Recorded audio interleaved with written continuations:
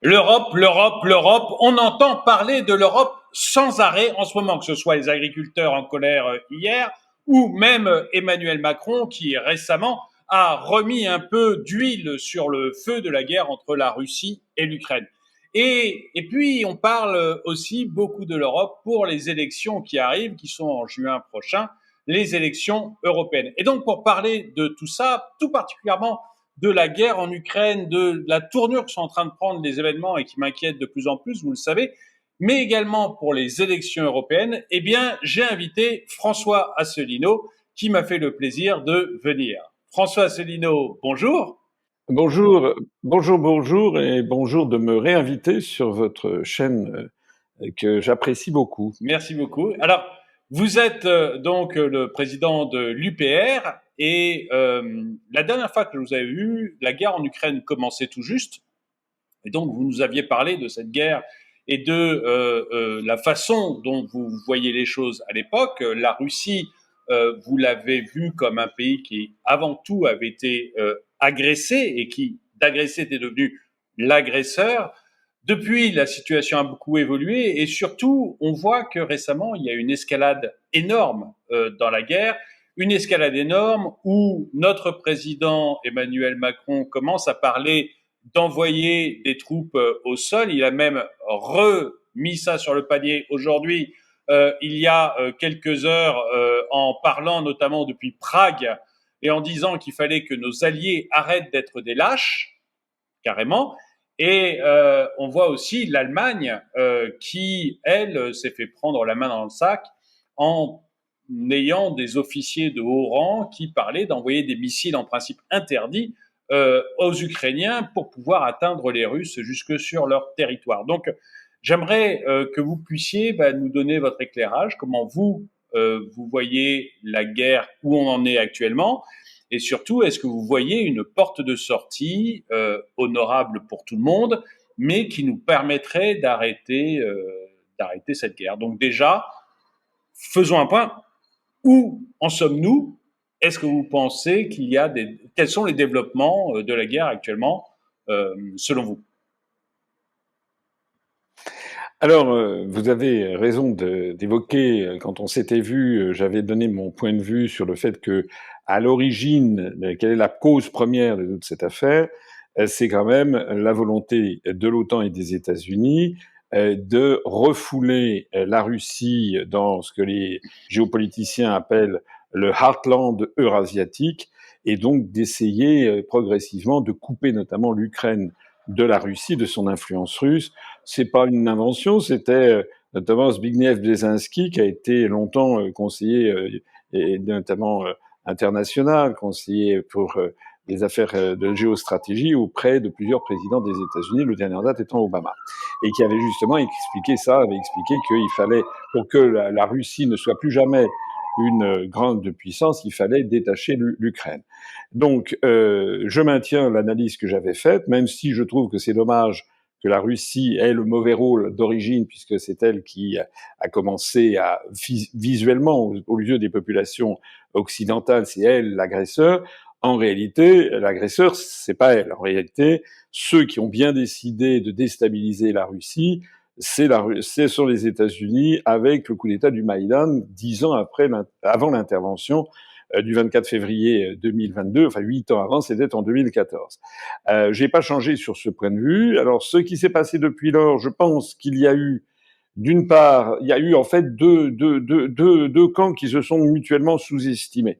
Je pense que Vladimir Poutine avait sous-estimé la difficulté. D'abord, quand même, une résistance ukrainienne qui n'est quand même pas tout à fait négligeable, c'est le moins que l'on puisse dire. Et quand on dit ukrainienne, il faut bien préciser, enfin ce que je vais faire dans un instant, une partie des Ukrainiens.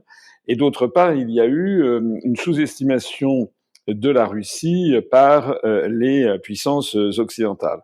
Alors la première sous-estimation, vous savez, j'ai fait des vidéos qui ont été vues d'ailleurs à plus de 600 000, 800 000, 1 million de vues sur notre chaîne UPR TV. J'ai fait des vidéos qui expliquent ce que beaucoup de Français ignorent encore, c'est que l'Ukraine est un pays dont la configuration actuelle est récente.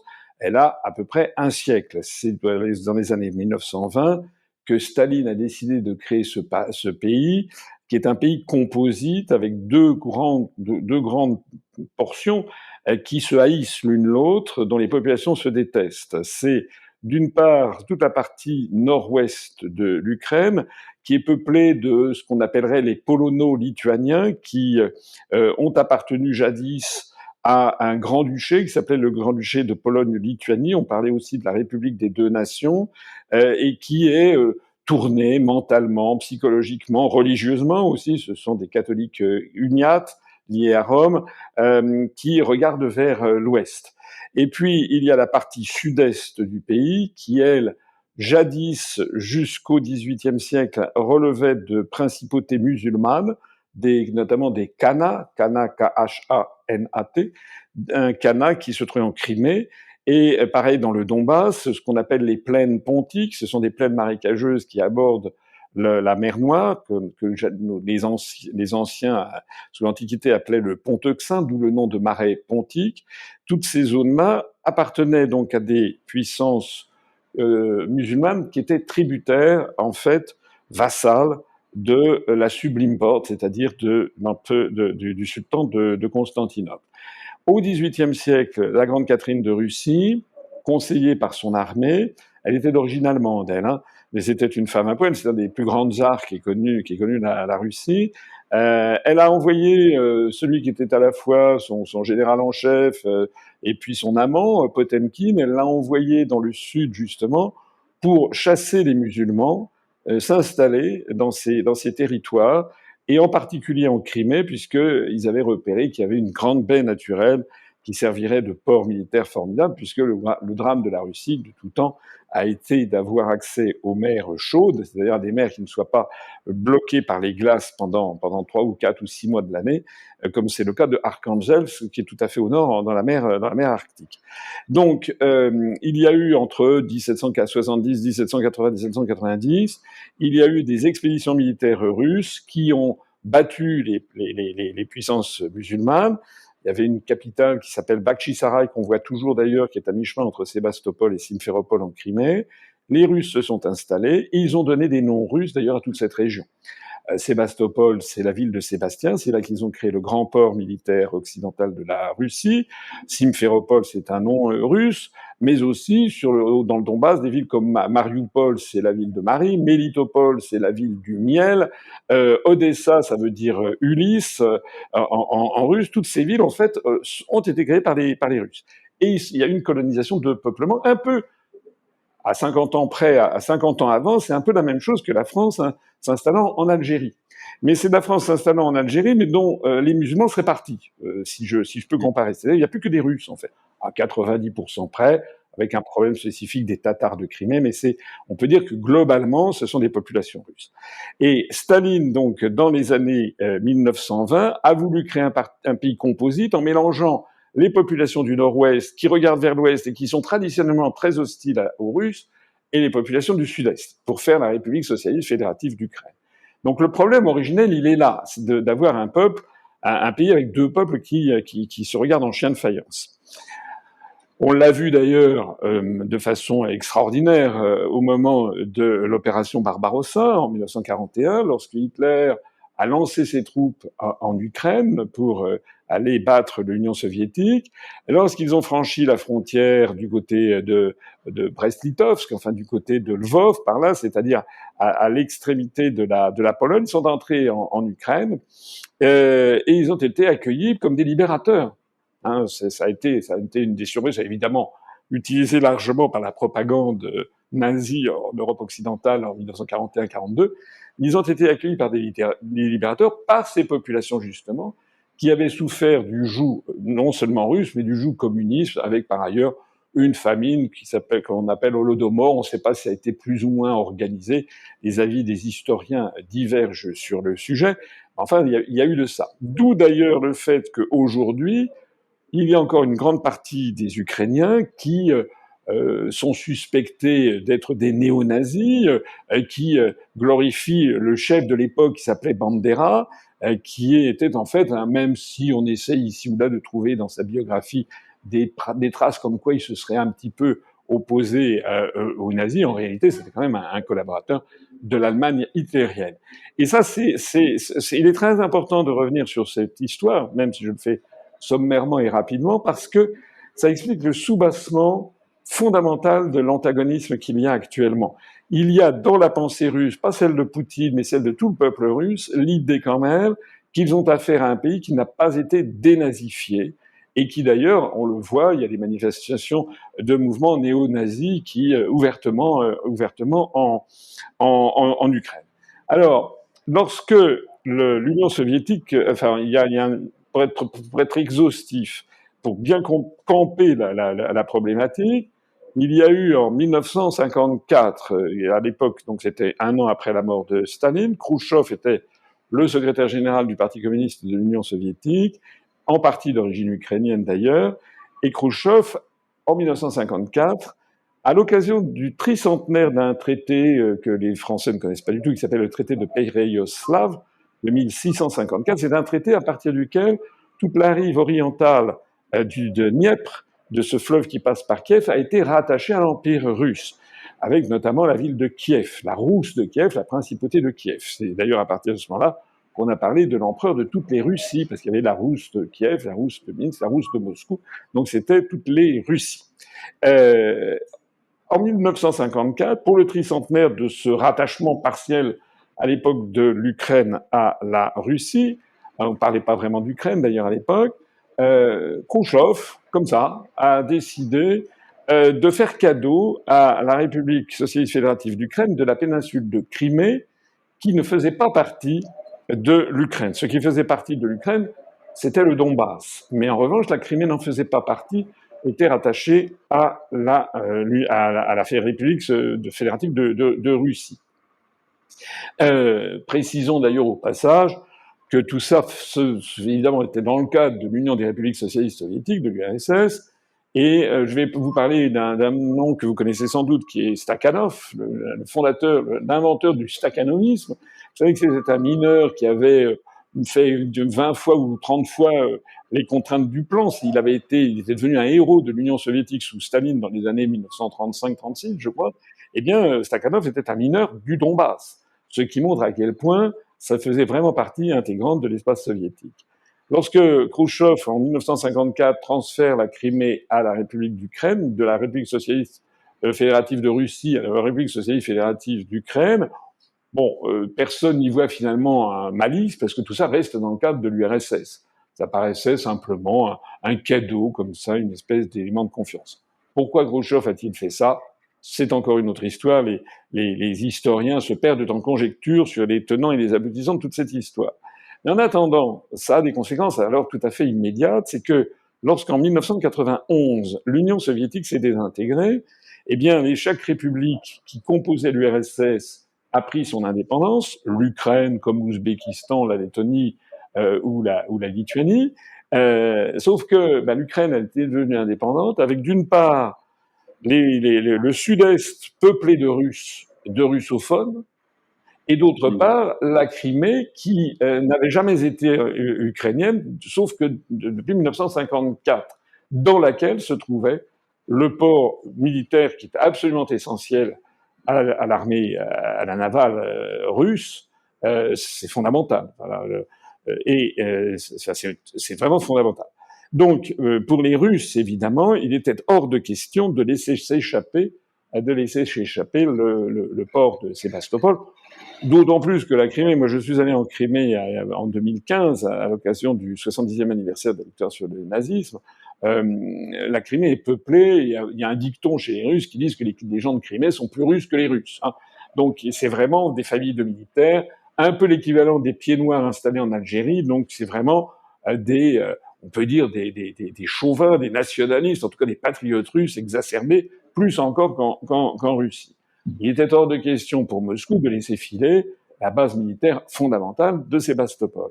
Donc ce qui a été conclu à l'époque, c'est une espèce de gentleman agreement entre les autorités de l'Ukraine nouvellement indépendante et les autorités de Moscou, comme quoi,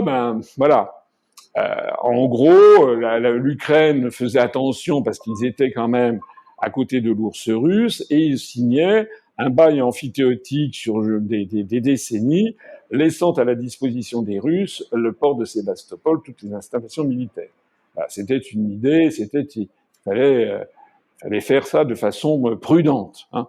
Ça fait penser, vous savez, il y a un dicton au Mexique qui dit si loin de Dieu, si près des États-Unis. Bon, ben là, c'est un peu ça, c'est-à-dire l'Ukraine. Voilà, il fallait bien tenir compte de la géopolitique, elle ne pouvait pas faire n'importe quoi. C'est tout cet échafaudage finalement très fragile qui a été remis en cause en 2014 par l'intervention américaine, par la révolution dite du Maïdan, complètement manipulée par les États-Unis. Il n'y a aucun doute sur le fait que c'est Washington qui est derrière. En particulier, les Russes avaient capté, comme ils l'ont fait là, il y a quelques jours avec des conversations entre des officiers supérieurs allemands, les Russes ont capté en 2014 une conversation extraordinaire qui a eu lieu par téléphone entre Madame Victoria Nuland, qui était à l'époque sous-secrétaire d'État à Washington, qui l'est redevenue d'ailleurs sous Biden, et cette femme est un peu le cœur de l'État profond américain. Son mari Kagan également, ce sont vraiment le cœur des néoconservateurs américains, qui sont à la manœuvre sur un certain nombre de théâtres, y compris au Moyen-Orient, y compris au Niger, lorsqu'il y a eu le coup d'État au Niger l'été dernier. Pendant que Macron faisait une crise de nerfs, Madame Nuland, elle se précipitait à Niamey pour être reçue par les autorités de Niamey.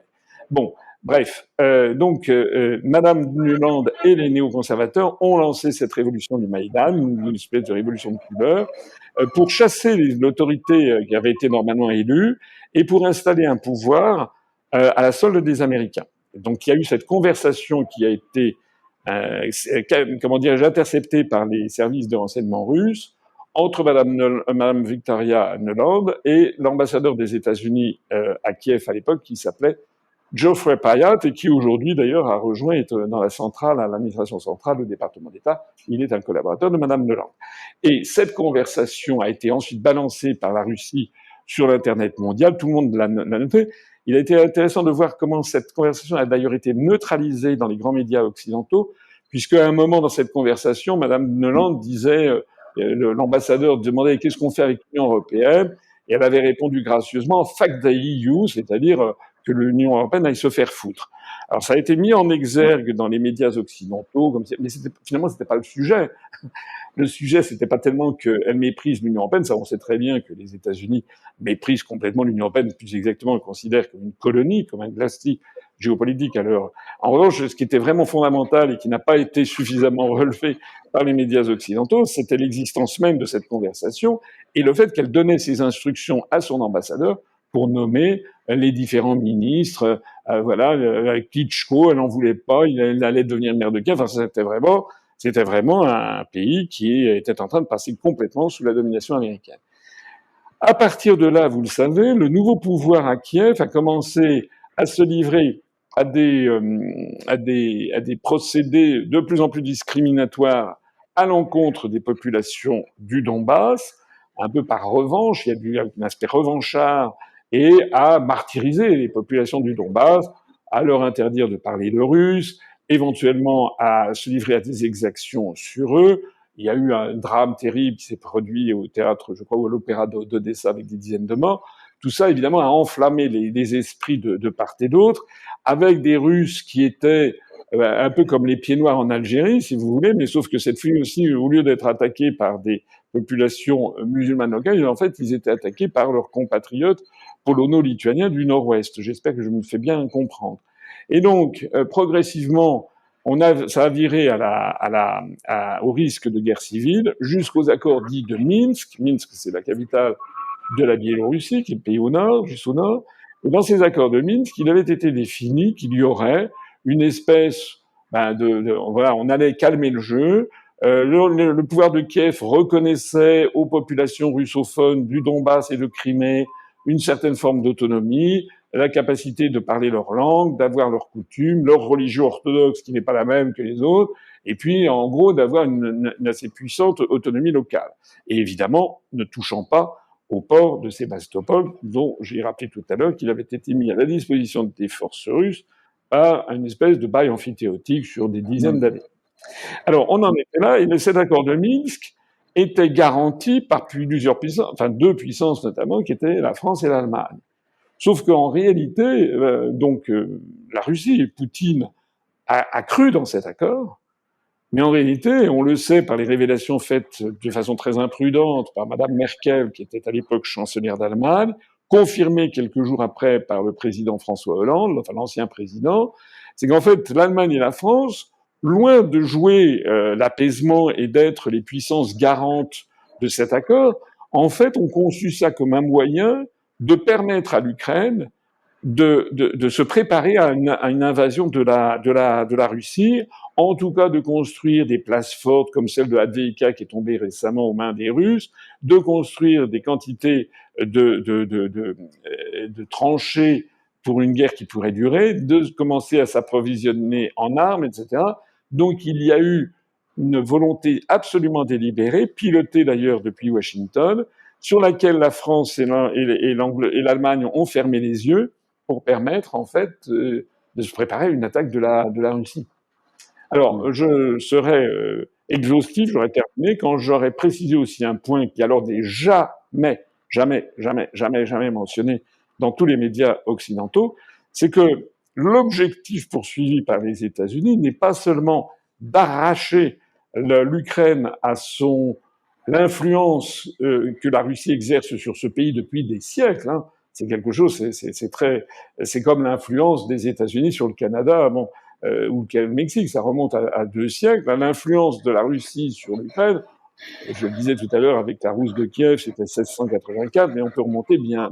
Si vous prenez des atlas français du XVIIIe siècle, vous verrez que à la place des pays dont on parle là, il y a marqué Empire russe. D'ailleurs, la grande Catherine, lorsqu'elle avait conquis les plaines pontiques et la Crimée, le Donbass dont je parlais, ça s'était appelé la Novorossia, c'est-à-dire la Nouvelle Russie. Bien. Alors, les Américains et l'OTAN n'ont pas seulement comme objectif d'arracher ça à l'influence russe, en plaçant, et on le sait maintenant, ça a été confirmé il y a 10 jours par le New York Times, en plaçant des bases secrètes de la CIA tout le long de la frontière avec la Russie dès la révolution du Maïdan, le lendemain même, ce qui prouve bien une volonté absolument offensive et guerrière de la part du camp occidental. Tout ça doit être absolument rappelé pour bien comprendre la situation. Mais en plus de ça, l'objectif final de la Russie, des États-Unis, c'est de démanteler la Russie. Ils ont des programmes de démantèlement avec une quinzaine de républiques. Ça n'est pas un fantasme de ma part. Il y a des cartes qui ont circulé, des cartes qui ont été projetées, présentées dans des réunions officielles, reprises par un journal comme le Kiev Independent ou le Kiev Post, pardon. Et en fait, les États-Unis veulent appliquer à la Russie le même traitement que celui qu'ils ont envisagé d'appliquer à l'ensemble du Moyen-Orient ou à la Chine, qui est le diviser pour régner. Voilà. Madame Victoria Nuland a d'ailleurs dit explicitement, clairement, que c'était pas normal qu'un pays de 155 millions d'habitants comme la Russie dispose d'une superficie pareille, que c'était trop grand. Voilà. Parce qu'évidemment, derrière, il y a des hydrocarbures, il y a des minéraux et des terres rares et qui sont fondamentales pour l'économie du 21e, du 22e siècle. Voilà. Donc l'idée, c'est de ça. Alors une fois qu'on a maintenant rappelé tout ça, j'ai été un peu long et je vous prie de m'en excuser. Mais enfin, c'est long, mais c'est quand même le minimum de ce que devraient connaître tous les Français avant de se lancer tête baissée dans le narratif et dans la propagande qu'on nous assure, puisque on nous explique à nous que finalement l'Ukraine est un petit pays tout à fait gentil, qui était Blanche-Neige, etc. Et puis d'un coup, il y a un grand méchant loup, enfin c'est le chaperon rouge plutôt, et il y a le grand méchant loup, méchant ours plus exactement, qui lui saute dessus, qui veut lui prendre son territoire, et puis qu'une fois qu'ils auront pris ce territoire, c'est toute l'Ukraine qui y passera, et puis après les Pays-Bas, la Pologne, l'Allemagne, et on décrit Poutine comme un nouvel Hitler. Alors c'est vraiment, enfin, quand on a fait l'effort de s'intéresser à l'histoire ancienne et à l'histoire contemporaine de cette zone, quand on a fait l'effort de s'intéresser au jeu de toutes les puissances politiques, c'est vraiment une insulte, une offense à l'intelligence et à la vérité que de croire ce scénario. Le problème de la Russie, c'est que, Madame Nuland d'ailleurs le dit elle-même, c'est que c'est un pays immense, le plus grand pays du monde, pour une population insuffisante. D'ailleurs, Poutine a lancé une politique de développement démographique pour éviter la baisse de la natalité. Poutine est un homme tout à fait intelligent. Poutine n'a certainement pas envie de pousser plus loin que les terres russes. D'ailleurs, il n'y a jamais eu, jamais, le moindre discours, le moindre document théorique qui expliquerait que la Russie a vocation à s'installer dans toute l'Ukraine, a fortiori en Pologne, en Allemagne ou en France. Ça, c'est vraiment ce que on essaie d'agiter ce spectre en France, alors que ça ne correspond pas à la vérité. Poutine sait très bien que s'il allait au-delà du Donbass et s'il entrait dans le reste de l'Ukraine, ça serait un enlisement terrible comme les Américains au Vietnam, ou comme eux-mêmes, comme les Soviétiques en Afghanistan, a fortiori s'il allait au-delà.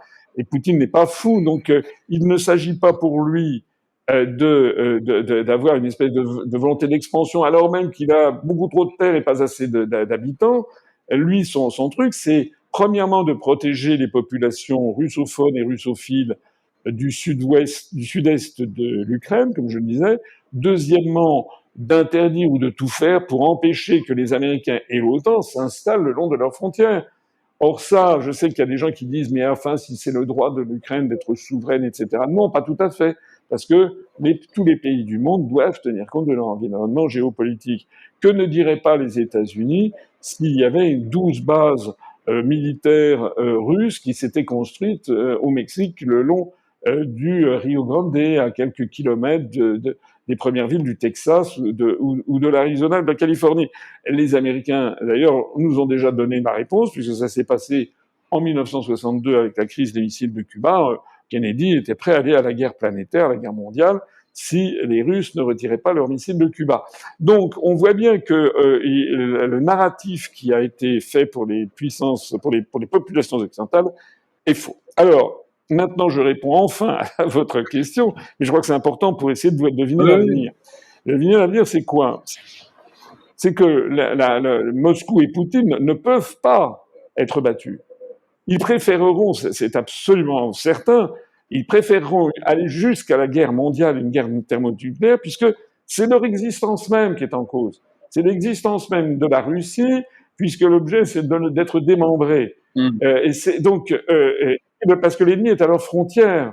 Donc ils feront absolument tout pour conserver ça et pour aller jusqu'au bout. Lorsque, en revanche, vous avez quelqu'un comme Macron qui dit il est hors de question que l'Occident perde cette bataille, etc., c'est une rodomontade de Macron, mais il n'y a pas du tout les mêmes enjeux. Les Français, les gens qui veulent bien s'informer, malheureusement, il y a beaucoup de Français qui ne veulent pas s'informer, qui ne veulent pas savoir quelle est la réalité. Il y a beaucoup de Français qui se contentent de la propagande éhontée qu'on entend sur BFM ou sur LCI ou etc., sur cette histoire, la propagande officielle, mais en fait, ils n'ont pas du tout envie d'aller se faire tuer, encore moins d'envoyer leurs enfants se faire tuer. Ça ne nous concerne pas, ça se passe à 4000 km, 5000 km, les liens avec l'Ukraine sont quand même modestes, ça ne nous concerne pas en fait, cette affaire. Ça concerne l'espace russe, ça concerne d'ailleurs encore moins les Américains, et les Américains, peuple américain et quand même la démocratie américaine qui flageole, est quand même un tout petit peu plus efficace que la démocratie française, parce que nous ne sommes plus en démocratie du tout. On est dans ce qu'on appelle une démocrature, c'est-à-dire qu'on a un président de la République en roue libre qui prend des décisions qui rencontrent très certainement une opposition massive de la population, mais il le fait quand même. Aux États-Unis, vous avez vu que ça bloque, et donc depuis maintenant plusieurs mois, eh bien, l'aide à l'Ukraine n'est plus versée par les États-Unis. Alors comment ça va se terminer tout ça? Il y a à mon avis, la clé, elle se trouve à Washington. Première solution, c'est Joe Biden qui l'emporte en novembre. Auquel cas, il est à craindre que la situation ne continue à s'envenimer et, dans le meilleur des cas, que l'on ait une situation comme les États-Unis les aiment bien, en définitive, c'est-à-dire des situations de clair-obscur, où rien n'est réglé, où on a ce qu'on théorise sous le terme de conflits de basse intensité, c'est-à-dire par exemple, comme c'est le cas en Afghanistan, en Irak, en Syrie, en Libye, au Soudan, tous ces pays dont les Américains ont en fait abîmé profondément l'appareil d'État, ont quasiment pulvérisé l'appareil d'État, ou bien ont limité son influence à seulement une zone du pays, c'est le cas de la Syrie, pulvériser l'appareil d'État, c'est le cas de la Libye. Et dans ce genre de situation, ben, c'est, c'est, c'est, c'est pain béni pour tous les trafics, trafic de drogue, trafic d'armes, trafic de personnes, trafic de migrants, d'argent, etc. C'est également pain béni pour un certain nombre de grandes entreprises, de grands conglomérats, soit du complexe militaro-industriel américain, soit des fonds de pension. Ce qui est le cas de ce qui se passe d'ores et déjà en Ukraine, puisque l'Ukraine est d'ores et déjà devenue le champ de comment dirais-je, le champ d'expansion de BlackRock, par exemple, du grand fonds BlackRock ou Vanguard, ce sont des fonds d'investissement américains qui ont d'ores et déjà acheté des milliers, des dizaines de milliers d'hectares en Ukraine, qui sont en train de mettre la main, de privatiser ce pays à leur profit, et puis des grands groupes militaires américains qui en profitent pour vendre leurs armes. Voilà. Alors ça, c'est un avenir possible qui ne durera pas jusqu'à la fin des temps, mais qui peut durer encore, à mon avis, plusieurs années. Et ça, c'est à mon avis l'avenir des plus grands dangers. Parce que si l'Europe étant avec le couteau, le pistolet sur la tempe posé par l'administration américaine Biden, c'est pas Biden, Biden il est sénile. On parle bien de l'État profond américain, c'est-à-dire des gens extraordinairement dangereux comme Madame Noland ou son mari, qui sont au département d'État. Donc là, on a vraiment affaire à un risque majeur, c'est que les Américains nous envoient au casse-pipe. Après avoir envoyé au casse-pipe 500 000 jeunes Ukrainiens, qu'ils envoient au casse-pipe un certain nombre de soldats français ou bien allemands, etc. Alors là, on a vraiment des choses, à mon avis, à craindre, puisqu'en fait, on découvre au passage que les dirigeants européens ne dirigent, c'est pas eux qui décident. On voit bien que ce soit Olaf Scholz, que ce soit Meloni en Italie, que ce soit Macron en France, pour ne prendre, ou que ce soit Rishi Sunak au Royaume-Uni, on voit bien qu'ils prennent des décisions qui ne sont plus des décisions conformes aux intérêts nationaux respectifs de leur pays, mais qui sont conformes à la géopolitique fixée par le département d'État américain et par, en fait, l'État profond américain. Donc ça, c'est première possibilité. C'est le maintien de Biden. Et là, je ne vois pas forcément une issue à court terme, et en tout cas quelque chose qui pourrait devenir de plus en plus dangereux. Parce que, à force d'envoyer des armes de plus en plus offensives contre la Russie, peut-être un jour où l'ours russe pourrait se venger. Surtout, en plus, avec le fait que Poutine n'est pas forcément éternel. Il a 71 ans. Peut-être qu'il faut espérer qu'il restera encore un certain temps, puisque, comme vous le savez sans doute, l'opposition à Poutine n'est pas, c'est pas Navalny. Hein. Navalny, c'est quelques bobos, quelques centaines de milliers de bobos à Moscou et Saint-Pétersbourg. Mais dans la grande masse de la population russe, elle est à 80% derrière Poutine. Pas 100%, mais 80%. Et il y a beaucoup d'opposants, enfin des gens comme Medvedev, par exemple, dans l'entourage de Poutine, des gens qui sont beaucoup plus durs que Poutine et qui estiment d'ailleurs que la Russie aurait déjà dû avoir recours à des armes nucléaires tactiques pour en finir rapidement. Donc il y a un véritable risque à ce moment-là de dérapage vers une troisième guerre mondiale. Alors la deuxième hypothèse, c'est celle qu'il faut, je pense, souhaiter, c'est que malgré tous ses défauts, malgré son caractère tonitruant, fantasque, haut en couleur, etc., c'est que ce soit Donald Trump qui soit élu en novembre prochain. Pourquoi donc il prendrait ses fonctions le 20 janvier 2025. Pourquoi est-ce qu'il faut le souhaiter? Parce que l'expérience a montré que c'est quand même c'est le premier président des États-Unis depuis un siècle et demi et qui n'a pas lancé de conflit. C'est même quelqu'un qui en a arrêté. Il a retiré ses troupes d'Afghanistan, justement. Il a même essayé, ce qui est incroyable si on y réfléchit, d'essayer de sortir la péninsule coréenne de l'impasse dans laquelle elle est depuis 1953, je sais plus, à la fin de la guerre de Corée. Bon, ça n'a pas abouti, mais Poutine, à l'évidence, s'entend relativement bien avec Trump et réciproquement, même si Poutine a dit qu'il préférait que ce soit Biden qui soit élu. Je pense que c'est faux. Je pense qu'il a dit ça pour justement ne pas affaiblir Donald Trump électoralement. Mais si Donald Trump est élu, il a dit d'ailleurs que lui, il arrêterait la guerre en 48 heures. Et je le crois profondément, puisqu'en fait, toute cette histoire, c'est à Washington que ça se décide. Si le nouveau président des États-Unis dit que non seulement ils arrêtent toute livraison d'armes et de financement, ce sont les élus républicains, d'ailleurs, au Sénat et à la Chambre des représentants, qui bloquent actuellement. Donc, si Donald Trump arrive au pouvoir et qu'il dit ça, et que par ailleurs, il donne instruction pas via OTAN interposé aux pays d'Europe d'arrêter leur livraison, vous verrez que malheureusement nous sommes devenus des supplétifs, des colonies, des pays satellites, comme on disait jadis, des pays de l'Est vis-à-vis de l'URSS.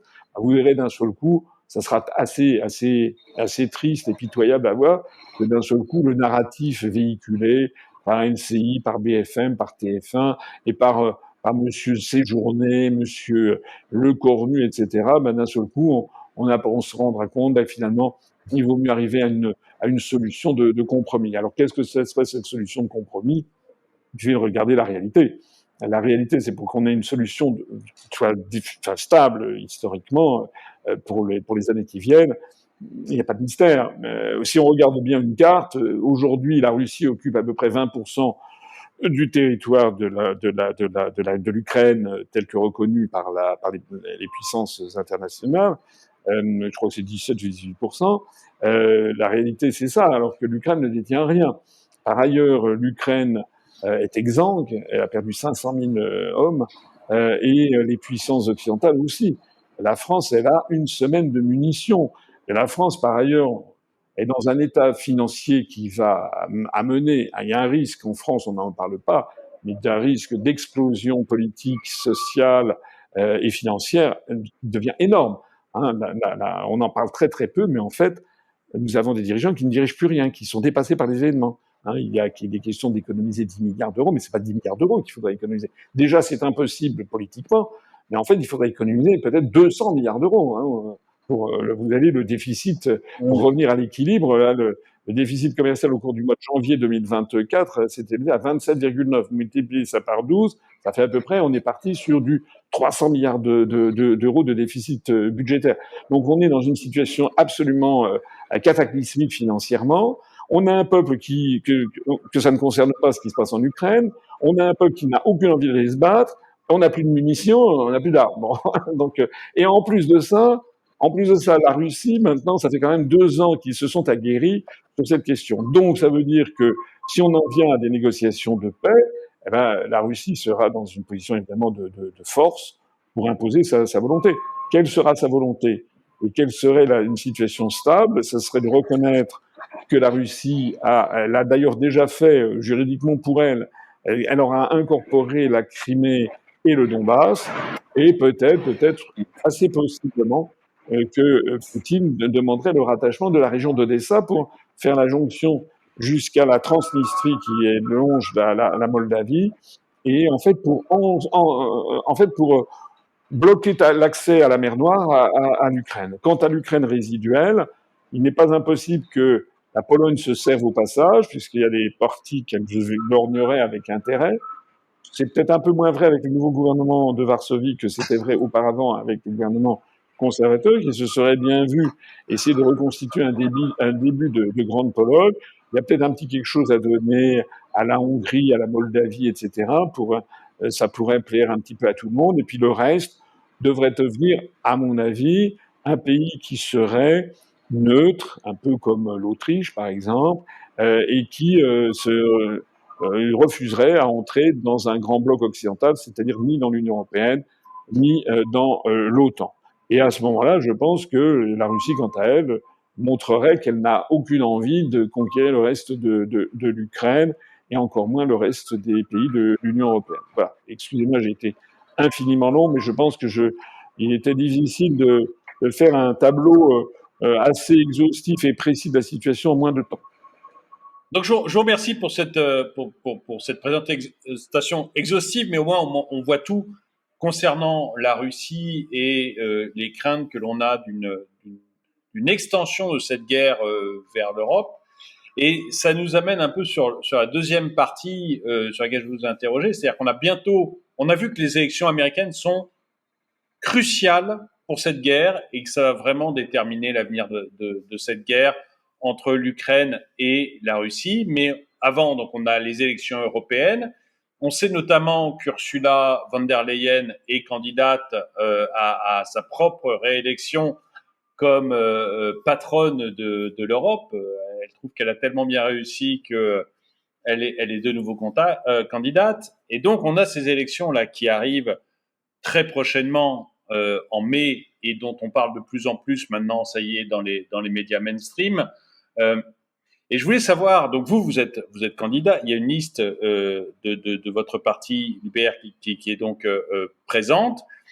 Et j'aurais aimé savoir, vous, en fait, vous vous présentez pourquoi, dans le sens, quel est l'objectif de votre parti sur ces élections européennes? Qu'est-ce que vous défendez réellement lors de ces élections? Alors peut-être pas l'ensemble de vos propositions, parce que je suis certain que ça prendrait énormément de temps, mais quels sont les points essentiels de François Asselineau, de l'UPR, sur ces élections européennes? Qu'est-ce que vous défendez?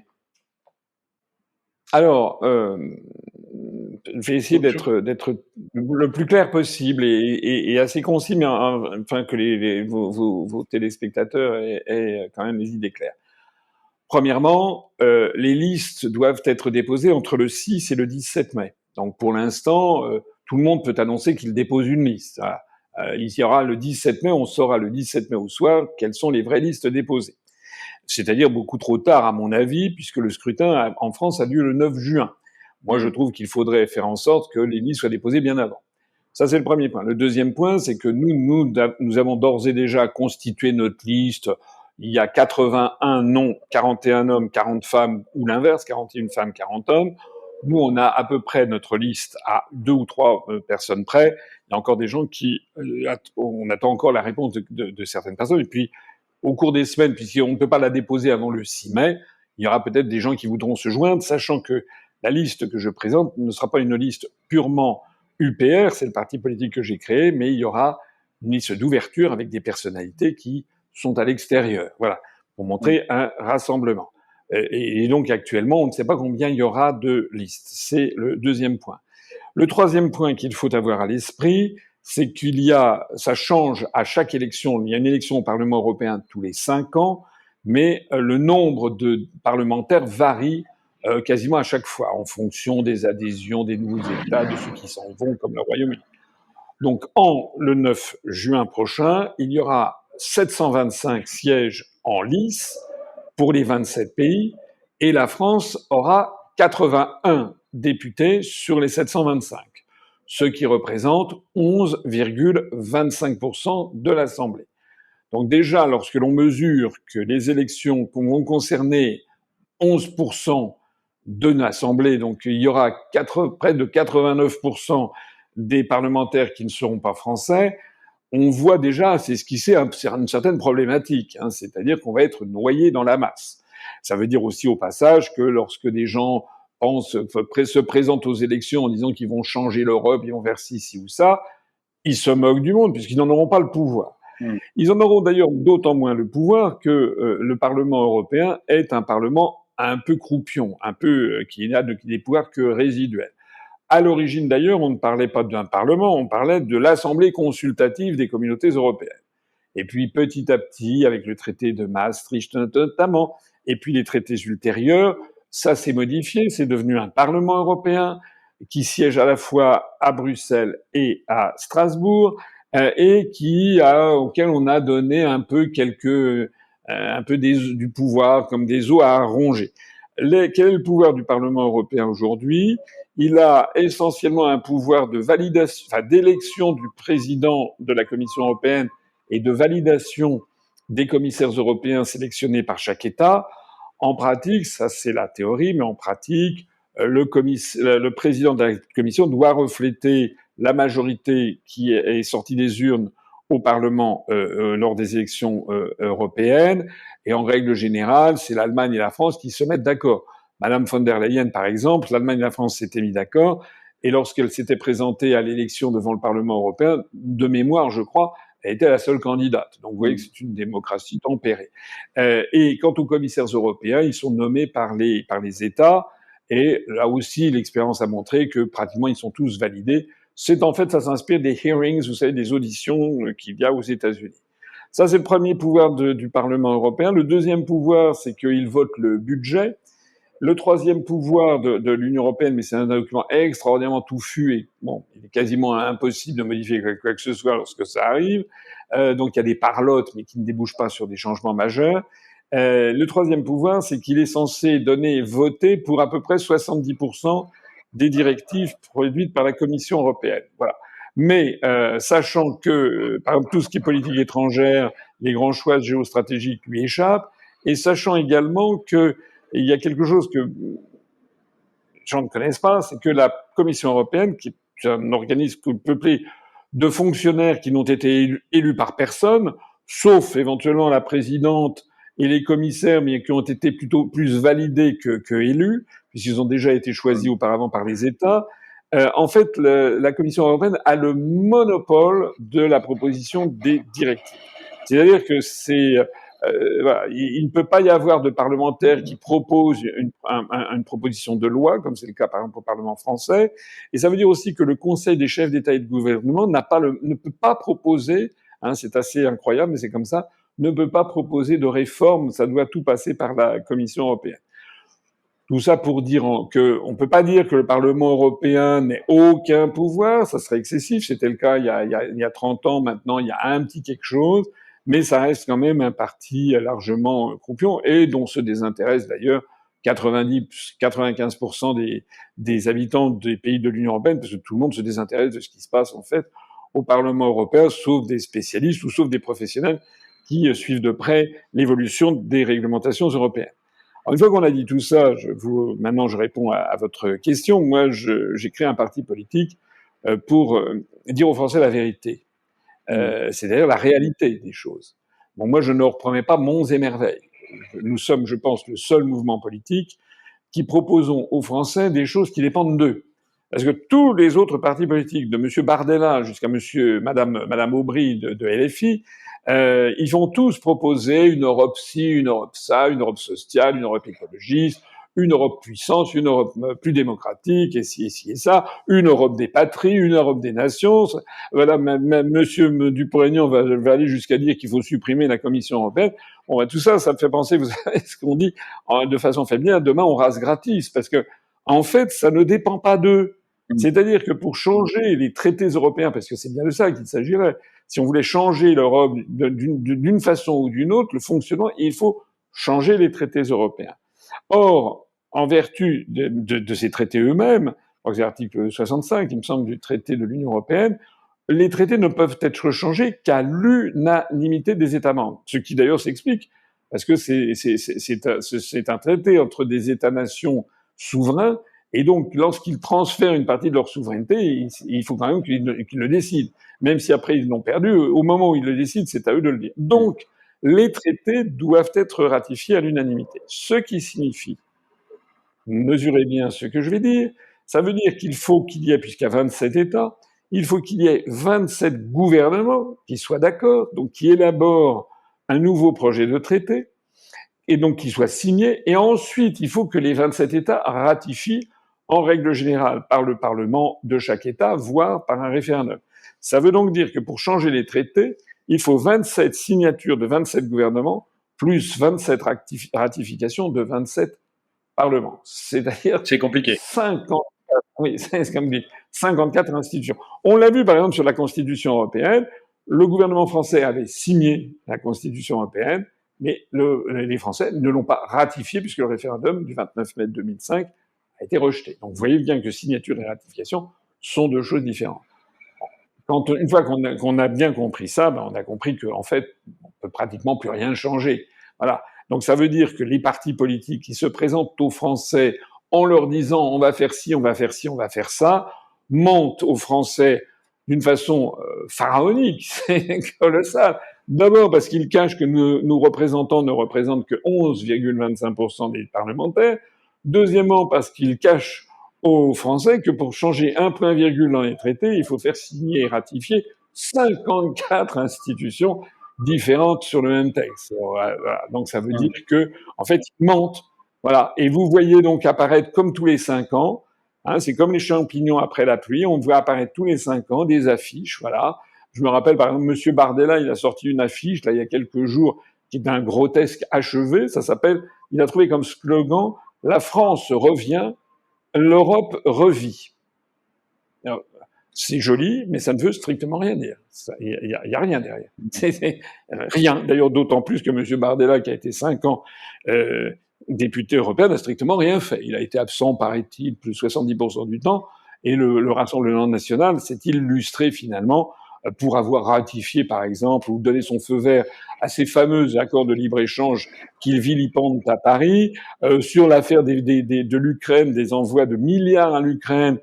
Si les Français savaient ce que fait le Rassemblement national, c'est-à-dire notamment ils se sont abstenus sur la nouvelle tranche de 50 milliards d'euros versés par l'Union européenne, donc 10 milliards par les Français à l'Ukraine, les électeurs du Rassemblement national seraient fous. Et c'est évidemment, enfin évidemment, ça c'est pas évident, mais les grands médias le cachent.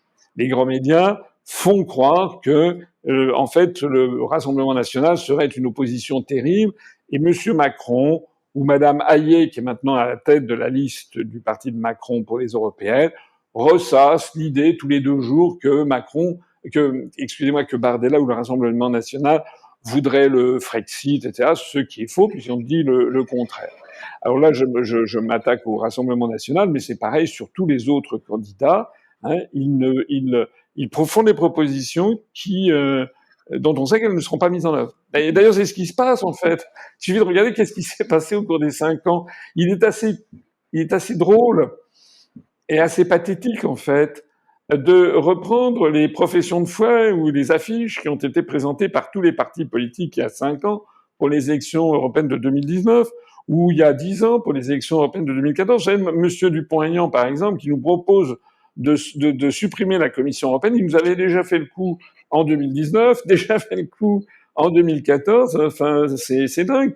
L'idée "la France revient", c'était déjà le slogan, figurez-vous, du grand-père Le Pen, Jean-Marie Le Pen, aux élections européennes de 1984. Il avait dit "la France est de retour". Donc, 40 ans après, ils reçoivent les mêmes slogans. Voilà. C'est voilà, Mais du coup, qu'est-ce qu'on peut faire et qu'est-ce que vous proposez en fait? du coup, ce qui nous distingue, nous, de tous les autres, c'est que moi, je ne dis pas, mais j'ai horreur de me moquer des gens, je ne me moque pas des Français. Je leur dis, ils ont 2 choix fondamentaux, et 2 seulement. Soit on reste dans l'Union européenne et on ne peut rien changer. C'est comme une espèce, si vous voulez, de tragédie grecque qui va jusqu'à son dénouement. Le dénouement, c'est la destruction du pays, la destruction de son unité nationale, de son industrie, de son agriculture, l'explosion de sa dette, la liquidation de tout. C'est vraiment la destruction du pays, j'insiste. Hein. On est dans un processus de destruction, exactement ce qu'a vécu la Russie soviétique jusqu'à l'explosion finale. On est en voie d'aller vers une explosion finale. Vous voyez d'ailleurs que depuis maintenant le traité de Maastricht ratifié en 92, donc c'est-à-dire il y a bientôt un tiers de siècle, on voit bien que tous les clignotants se sont mis au rouge les uns après les autres. Et maintenant, tous les clignotants sont au rouge. L'industrie, dans les années 78, l'industrie, c'était 38% du PIB français, on est tombé à 10%. La dette est passée, à l'époque, depuis 1978, on a dû passer de l'équivalent de 500 milliards d'euros à 3000 milliards d'euros. L'agriculture, c'est pas moi qui l'ai inventé. Vous avez vu comment Macron a été accueilli au salon de l'agriculture. Les agriculteurs, au début des années 60, il y avait 2 800 000 structures agricoles familiales. On est tombé à moins de 350 000. On va vers la destruction de l'agriculture familiale au profit de l'agro-business, enfin, etc., etc., etc., sans parler de la destruction de notre image, de la destruction de notre culture, de la disparition de notre influence mondiale. Il suffit de voir comment on est chassé d'un peu partout, notamment en Afrique, etc. Donc le premier grand choix, c'est on reste là-dedans. Voilà. On ne veut pas s'intéresser, et tout est fait par les médias pour forcer les gens à être là-dedans. Et comment ils le font? Ils promeuvent d'abord, évidemment, Macron, mais ils promeuvent de ce que nous appelons des faux opposants, le Rassemblement national, Madame Marion Maréchal, Monsieur Mélenchon, Monsieur Dupont-Aignan, EELV, ils sont tous sur le même modèle, ils critiquent tous l'Union européenne, mais ils veulent tous y rester. Et puis l'autre grand choix, c'est le grand choix de notre époque, qui d'ailleurs se pose pas seulement à la France, se pose dans toute une série d'autres pays de l'Union européenne, c'est on en sort. Ça s'est posé au Royaume-Uni qui en est sorti, et actuellement les débats font rage en Pologne, en Hongrie, en République tchèque, aux Pays-Bas, en Allemagne, maintenant en Italie, en Grèce et en France. Le problème, c'est que en France, la France est un pays un peu particulier, en ce sens qu'on présente la France comme étant à l'origine de toute cette affaire, avec Jean Monnet et Robert Schuman. J'ai eu l'occasion d'expliquer que c'est une présentation fallacieuse des événements. En fait, nous avions des gens qui travaillaient pour les intérêts des États-Unis, puisque la déclaration Schuman a été rédigée dans les services de Dean Acheson, qui était le secrétaire d'État américain à la fin des années 40, au début des années 50. Mais dans l'esprit public, on a présenté que l'Europe était une invention française. C'est même un livre, le titre d'un ouvrage de Alain Duhamel qui avait écrit ça, l'Europe, une ambition française. Nous, ce que nous disons, c'est qu'il faut que la France sorte de l'Union européenne pour récupérer sa souveraineté nationale et accessoirement aussi que nous devons sortir de l'OTAN. Or ça, évidemment, ça choque les gens la première fois qu'ils l'entendent. Moi, j'ai créé ça il y a 17 ans, je peux vous dire que j'étais bien seul. Mais nous, ce que nous voyons, c'est que maintenant, depuis 3-4 ans, c'est une idée qui a vraiment le vent en poupe. Il y a eu l'affaire des Gilets jaunes, la façon dont ils ont été réprimés, molestés, mutilés à vie, éborgnés. C'est pas la France qui fait ça. Alors, on est dans un régime différent maintenant. C'est-à-dire que les gens qui protestent parce que leur niveau de vie est en berne, on les a très très maltraités. Enfin, Macron les a maltraités. Après ça, on a eu l'affaire du Covid.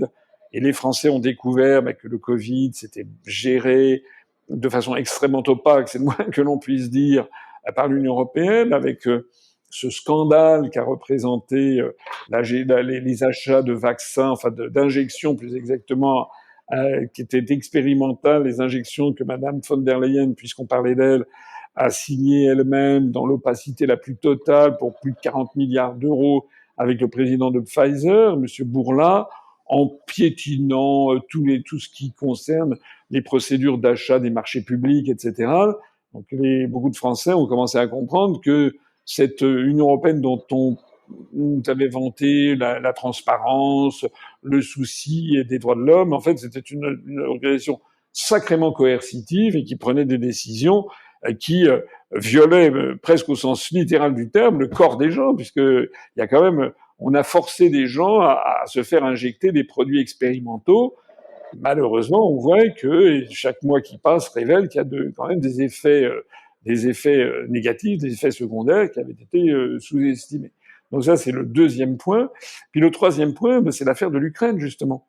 C'est-à-dire que d'un seul coup, les Français découvrent, on nous avait présenté la construction européenne comme une œuvre de paix, et puis d'un seul coup, ils découvrent qu'on a Monsieur Thierry Breton, commissaire européen, qui commence à organiser des fabrications de munitions, d'obus, pour envoyer 1 million d'obus. Là, aujourd'hui même, Monsieur Thierry Breton a annoncé qu'il fallait absolument passer en économie de guerre.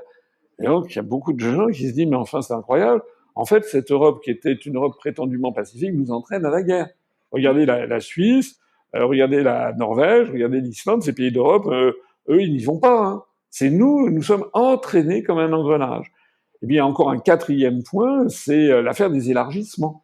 C'est-à-dire que les Français, on leur annonce d'un seul coup qu'on va accueillir l'Ukraine, l'Albanie, qui est le pays d'absolument tous les trafics. Alors là, on a la combinaison complète. On a toute la panoplie des trafics. En Albanie, des mafias, trafic d'armes, trafic d'argent, trafic de cigarettes, trafic d'enfants, trafic d'organes, trafic de prostitution. Il y a le trafic d'automobiles. Il y a tout, et il est quand même question de faire entrer 10 nouveaux États. Alors, ce qui est tout à fait nouveau, et que je mesure sur le terrain, et que nous mesurons dans nos adhésions, par exemple, c'est qu'il y a encore 7-8 ans, on avait très très peu de personnes, disons de plus de 50 ans, qui adhéraient à l'UPR. C'était très rare. Parce que c'était des générations, dans la mienne d'ailleurs, qui avaient été habituées à ressasser les grands mantras, vous savez, comme dans le bouddhisme tibétain, les grands mantras. Voilà, l'Europe c'est la paix, l'Europe c'est la prospérité, l'Europe c'est la démocratie, etc. Mmh.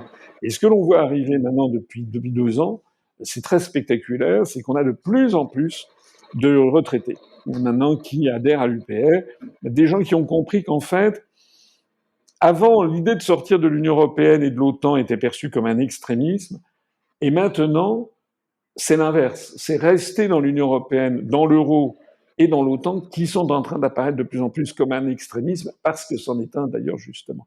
Donc, vous avez ma réponse. Comme d'habitude, on militera pour la sortie de l'Union européenne lorsque on y va. Alors évidemment, il y a des gens qui disent mais comment pouvez-vous briguer des postes de députés européens tout en voulant sortir de l'Union européenne? Alors ça, c'est quand même facile de répondre à ça. Il y a aussi des indépendantistes bretons ou je sais pas quoi qui se présentent aux élections législatives. Il me semble même qu'on a un indépendantiste à la tête de la collectivité de Corse.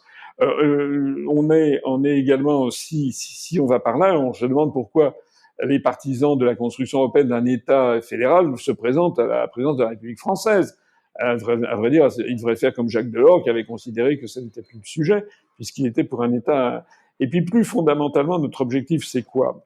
C'est d'apporter d'abord une vraie opposition à Bruxelles, puisque sur toute une série de sujets, je les ai évoqués tout à l'heure, que ce soit par exemple les accords de libre-échange avec un certain nombre de pays à l'autre bout du monde, que ce soit la situation, le soutien délirant à l'Ukraine, aussi bien en milliards d'euros qu'en armement, que ce soit aussi sur l'affaire des sanctions contre la Russie, dont il apparaît que elles ne fonctionnent pas comme des sanctions contre la Russie, mais des sanctions contre l'Allemagne et la France. Ben, sur tous ces sujets, on rompra le consensus total qu'il y a à Bruxelles. Le Rassemblement national ne tient pas du tout à Bruxelles, ce que d'ailleurs même à Paris il ne le tient plus du tout. Donc là, on fera une opposition frontale si nous avons des députés. Et puis il y a un deuxième phénomène, c'est que à partir du moment où nous aurons des députés, eh bien nous pourrons briser le mur de censure qui nous est opposé, puisque c'est là le vrai sujet. Le vrai sujet des élections européennes devrait être est-ce qu'on continue ou est-ce qu'on en sort? Or, tous les médias, qu'ils soient publics ou privés, que ce soit y compris CNews qui donne des leçons de liberté d'expression à tout le monde, aucun de ces médias m'a invité depuis 24 mois. Et donc, la parole sur la réflexion sur les avantages et les inconvénients de sortir de l'Union européenne, même ça, c'est interdit. Voilà. Ce qui prouve au passage l'extraordinaire faiblesse intellectuelle, réflexive des élites qui nous dirigent, puisqu'en fait, ils ne savent plus quoi dire, ils sont aux abois. Et donc, face à moi, eh bien, il n'y a plus qu'une solution, c'est la censure. Or, c'est évidemment extrêmement difficile et pénible à vivre, mais c'est également d'une certaine façon assez stimulant parce que ça prouve qu'on a raison. Et vous êtes le seul parti qui propose de sortir de l'Union européenne ou d'autres Alors, déjà, on va voir quels sont les autres qui vont se présenter. On prête à M. Philippot, à M. Dupont-Aignan, à M. Poisson l'idée de former une liste conjointe. Bon, à vrai dire, ça change tous les jours puisque M. Dupont-Aignan avait annoncé au mois de juin de l'année dernière qu'il allait faire une liste aux européennes où il invitait tous les patriotes à le rejoindre. Monsieur Dupont-Aignan court plusieurs lièvres à la fois. À la fois, il dit qu'il va présenter une élection aux européennes, et à la fois qu'il veut faire l'union des droites. Il avait d'ailleurs lancé à cet égard un appel général allant de Madame Le Pen jusqu'à Monsieur Ciotti, en passant par Monsieur Zemmour. Il considère qu'il faudrait faire l'union des droites. Le petit problème, c'est qu'il y a une incompatibilité entre faire une union du style Conseil national de la résistance pour sortir de l'Union européenne et faire l'union des droites, puisque le traité le référendum de 1992 l'avait montré, ou celui de 2005 l'a montré, il y a des partisans de l'indépendance nationale à droite et à gauche, et il y a des partisans de la soumission de l'Union européenne à droite et à gauche. Donc la meilleure façon d'être sûr que rien ne changera, c'est de faire l'union des droites. Voilà. Ou de faire l'union des gauches. Donc, M. Dupont-Aignan c'est cette entourloupe qu'il fait depuis 25, je le connais bien, depuis 25 ans qu'il nous fait le même sketch. Voilà, il dit non, non, on va supprimer la Commission européenne alors qu'il n'en a pas le pouvoir. Et puis il dit et si ça ne marche pas, on fera un référendum. Alors c'est vraiment la trappe gogo totale. Je crois que Madame Le Pen avait utilisé le même truc. On va essayer de modifier. Je crois Zemmour a pris aussi ce truc-là. On va essayer de modifier. Et puis si on n'y arrive pas, à ce moment-là, on fera un référendum pour la sortie. En pratique, tout le monde sait que ça ne marchera pas. Donc c'est simplement une fausse clause, parce qu'une fois qu'ils auront le poste, évidemment, ils ne feront rien, d'autant plus qu'ils n'auront pas le pouvoir d'organiser un référendum. Voilà. Alors ça, c'est Monsieur Dupont-Aignan qui nous sort tous les 5 ans, je l'ai dit tout à l'heure, l'idée de sortir de la Commission européenne. Il joue sur les mots, il table. Moi, je n'aime pas du tout ça. J'ai des mots assez durs contre lui. D'abord, je le connais bien, il est sympathique comme homme, mais je le connais bien du point de vue politique. Je n'aime pas du tout parce que il joue en fait sur l'ignorance des gens. Il joue sur le fait que ses compatriotes ne sont pas au courant de tout ce que je dis. Moi, je suis là. Excusez-moi, mais j'ai fait de la politique. C'est presque comme un apostolat parce que je me suis ramassé des attaques, des diffamations, des calomnies, etc. Tout ce que normalement ce à quoi j'aurais dû échapper pour avoir une vie en gagnant beaucoup plus d'argent si j'avais suivi le cursus que j'aurais dû normalement suivre. Donc moi, je conçois la politique pour essayer de venir au secours de mes compatriotes en leur expliquant ce qui se passe, parce que les gens ne comprennent plus rien de ce qui se passe. Il y a les autres politiques, non, eux jouent sur l'ignorance, voilà, ils pensent qu'ils embobinent les gens. C'est pour ça que je n'aime pas ça. Alors ça, je parlais de Monsieur Dupont-Aignan. Monsieur Philippot, lui, a créé un parti 10 ans après l'UPR pour en plagier 90% des positions. Alors maintenant, il réclame à corps et à cri. Il a essayé à plusieurs reprises de se passer de nos services, plus exactement de nous enterrer, parce qu'il était évidemment extrêmement connu, puisqu'il avait été pendant 8 ans le vice-président du Front National. Donc il avait, notamment pendant la présidentielle de 2017, c'est lui qui a vu l'homme politique le plus médiatisé de France, c'était lui. Bon, il a fait son truc, il a essayé de nous piquer notre position politique, de nous évincer, ça n'a pas marché. Et donc maintenant, il essaye de faire croire que je ne voudrais pas d'alliance, mais le problème c'est que je ne veux pas d'alliance avec quelqu'un qui par ailleurs veut lui faire des alliances avec justement l'union des droites. Donc encore une fois, on ne peut pas vouloir une chose et son contraire. L'expérience a montré que Monsieur Philippot, par exemple, voilà, il avait fait un référendum interne parmi ses troupes en disant voilà, en 2022, qu'est-ce que vous préférez, avec qui je dois faire alliance? Il a eu 60% de ses adhérents qui ont dit avec Zemmour. Vous voyez dans quoi il a fait alliance? Avec Dupont-Aignan. Ça veut dire qu'il a tenu absolument aucun compte de ce que lui demandaient ses adhérents. Donc, si vous voulez, à supposer, par exemple, que nous fassions alliance avec Monsieur Philippot, mais demain, il a déjà dit qu'il fera alliance avec Dupont-Aignan ou avec Jean-Frédéric Poisson, qui ne veulent pas sortir de l'Union européenne. Donc, par transitivité, on se retrouverait dans la situation que justement nous ne voulons pas, c'est-à-dire être avec des gens dans un cadre d'union des droites pour faire alliance avec des gens qui ne veulent pas sortir de l'Union européenne. C'est pas, il y a des gens qui disent, oui, mais Asselineau, il a un melon, il veut pas écouter personne, mais c'est pas vrai. D'abord, c'est pas Asselineau. Je sais que ça peut paraître bizarre, mais nous avons un bureau politique.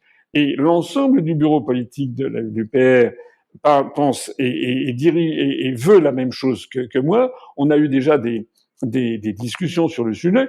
Il faut comprendre que notre mouvement a été conçu, je l'ai conçu dès l'origine, comme un mouvement ralliant la droite et la gauche. Pour les raisons que je viens d'évoquer, on ne pourra pas avoir une majorité de Français pour sortir de l'Union européenne si on se met que à droite ou si on se met que à gauche.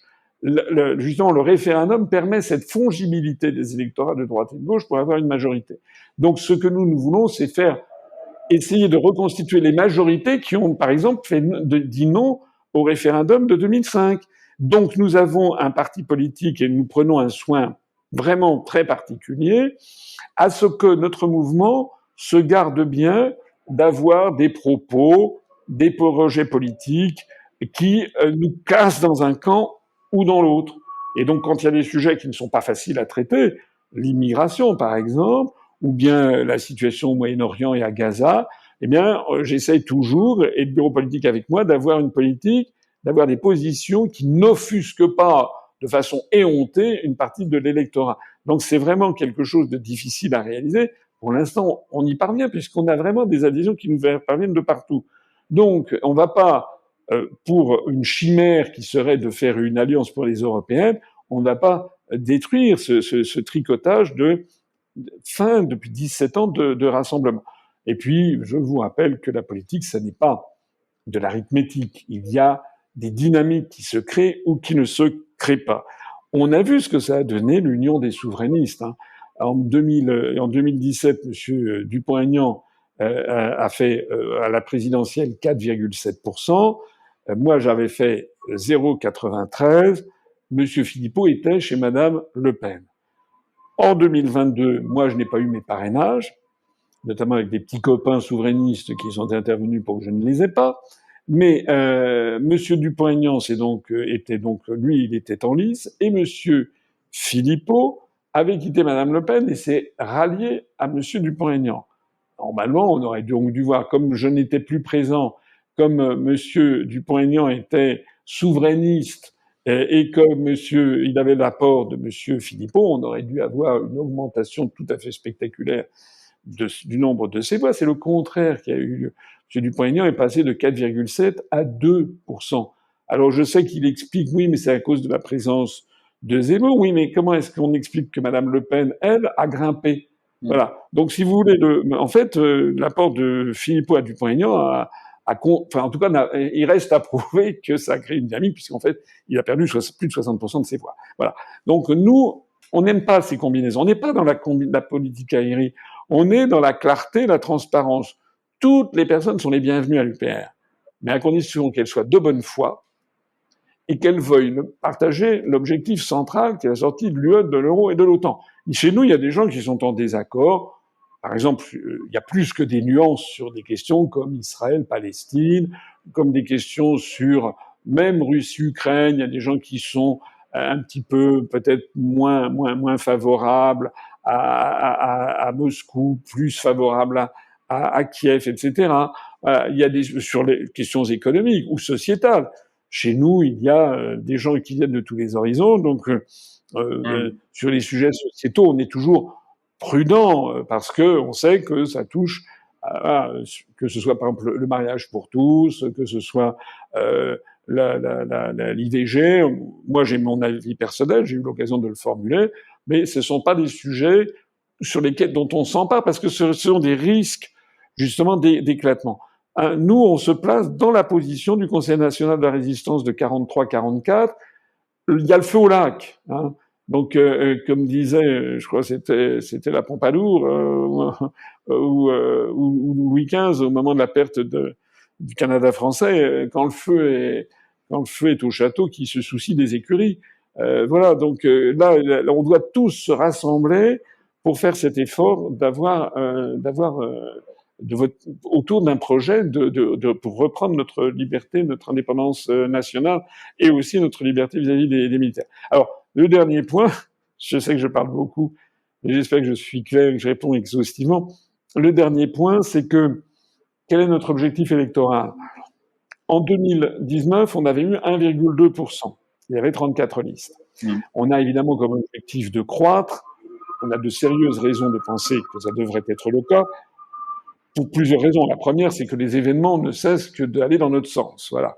Je sais très bien, il y a encore 5 ans, 6 ans, dire qu'il fallait sortir de l'Union européenne suscitait quand même en général une réprobation très largement chez beaucoup de gens. Ce qui prouve d'ailleurs au passage mon intégrité personnelle et ma droiture, parce que je n'ai pas varié, même lorsqu'il y avait l'opinion publique qui était majoritairement contre des analyses que je faisais. Mais maintenant, de plus en plus, les événements confirment nos analyses, et je l'ai dit tout à l'heure, on voit arriver de nouvelles personnes venant de tous les horizons. Donc, on pense, il y a toute logique pour que l'on développe le nombre de nos voix.